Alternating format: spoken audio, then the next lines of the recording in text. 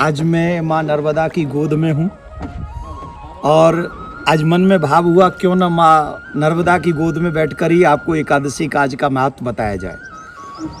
बैसाख मास की एकादशी है, इसके विषय में हम चर्चा करेंगे। शुक्ल पक्ष की एकादशी को क्या कहते हैं? भगवान श्री कृष्ण से धर्मराज जी ने पूछा कि महाराज बैसाख मास की शुक्ल पक्ष की एकादशी को किस नाम से जाना जाता है, इसका महात्म क्या है, महत्व क्या है, इसका व्रत कैसे करना चाहिए?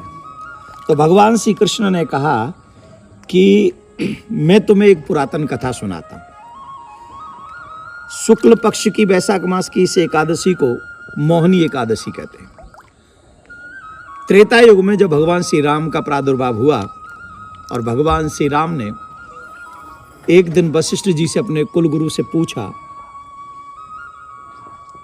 कि सीता के वियोग में मैं अधिकांश दुखी रहता हूं, मेरे मन में भी अशांति रहती है, तो मैं ये जानना चाहता हूं कि मेरे मन को सुख और शांति कैसे मिलेगी। पहली बात। दूसरी बात, क्या नियम, क्या व्रत मैं ऐसे करूं जिससे मेरे मन को शांति प्राप्त हो।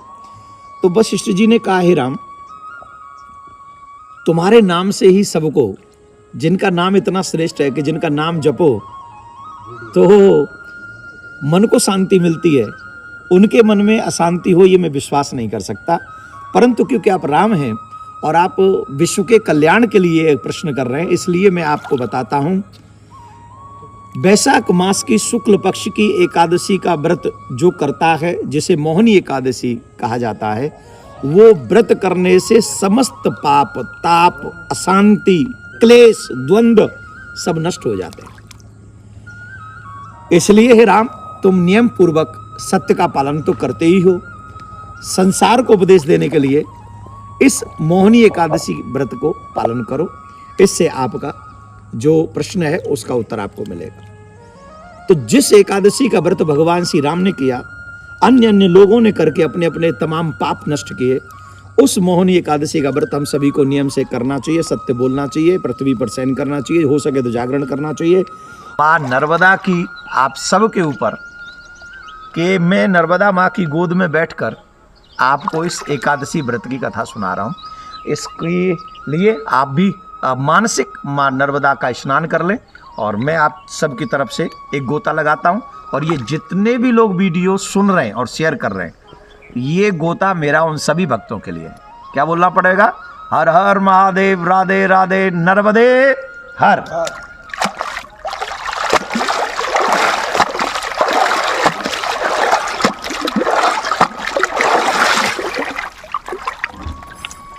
मैंने एक बोला था, 5 गोते लगा दिए हैं। हमसे ये प्रश्न करते हैं, हमारी एकादशी बाद में क्यों आती है? कुछ लोग पहले एकादशी रहते हैं। जिस एकादशी को हम लोग नहीं रहते, ध्यान से सुनना, आज वही एकादशी है जो हम नहीं रहते। आज है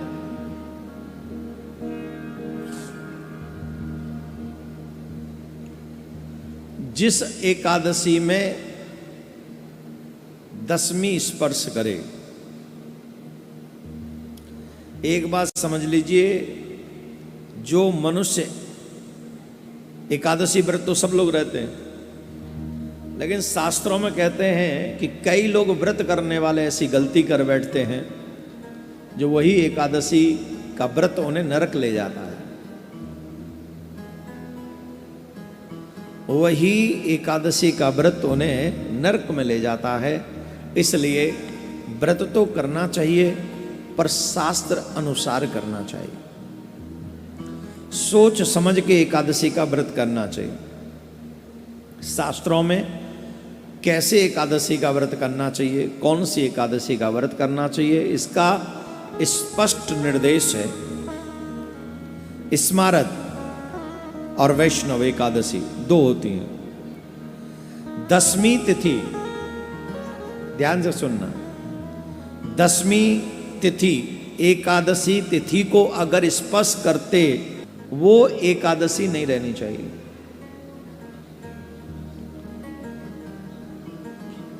आपने देखा होगा मोस्टली कई बार ऐसा होता है कि 10वीं में एकादशी प्रारंभ होती, स्पर्श हो जाता दोनों का।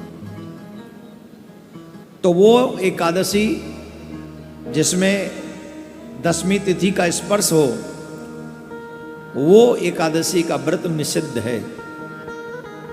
एकादशी तिथि द्वादश तिथि का भी स्पर्श करती हो, अगर जैसे एकादशी हम व्रत कर रहे हैं और उसमें द्वादशी स्पर्श हो रहा हो, तो वही उत्तम एकादशी का व्रत माना गया है, श्रेष्ठ एकादशी का व्रत माना गया है,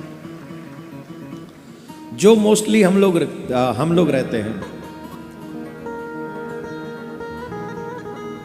भविष्य पुराण में कहा गया है कि सूर्योदय के पहले 4 दंड काल यानी 1 घंटा 36 मिनट यदि 10वीं नाम मात्र भी रहती है तो भी वह एकादशी उपवास करने के योग्य नहीं है। स्कंद पुराण में है, उमा महेश्वर संवाद में ऐसा वर्णन आता है, जो 10वीं युक्त एकादशी करता है वो निश्चय ही नरक जाने की इच्छा करता है। ये हम नहीं कह रहे हैं, बाबा भोलेनाथ मां पार्वती को उमा जी से महेश्वर कहते हैं। जो 10वीं से स्पर्शित एकादशी है, जो मनुष्य उस व्रत को करता है, वह नरक जाने की इच्छा रखता है। ब्रह्म पुराण में आता है कि धृतराष्ट्र के 100 पुत्रों का नाश हो गया। उसके पीछे एक रीजन ये भी था, उसकी जो पहली पत्नी थी उसके साथ धृतराष्ट्र ने 10वीं स्पर्श वाली एकादशी का व्रत किया था, जिसके कारण उसके वंश का नाश हुआ। ऐसा हम नहीं कहते, ये ब्रह्म पुराण में आता है। इसलिए हम लोगों को वैष्णव एकादशी का व्रत करना चाहिए। जो चाहे उसमें द्वादशी स्पर्श हो जाए, इवन त्रयोदशी भी कहीं स्पर्श होती हो, द्वादशी बहुत कम समय के लिए द्वादशी रही और त्रयोदशी भी, वो तो श्रेष्ठतम श्रेष्ठ एकादशी का व्रत माना गया है। इसलिए ये संदेह कभी नहीं करना चाहिए। और जो शास्त्र 3 पुराणों का वर्णन किया मैंने आपके आगे इसमें, इसलिए आप हमेशा